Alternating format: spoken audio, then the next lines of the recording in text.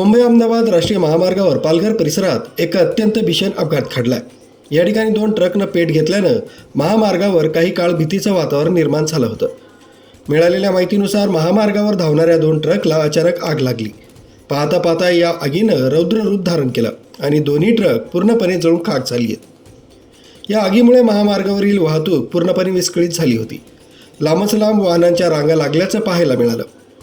घटनेच्या ठिकाणी डिझेलच्या मोठ्या प्रमाणात गळती झाल्याचं प्रत्यक्षदर्शींनी सांगितलंय, ज्यामुळे आग अधिक वेगानं पसरली।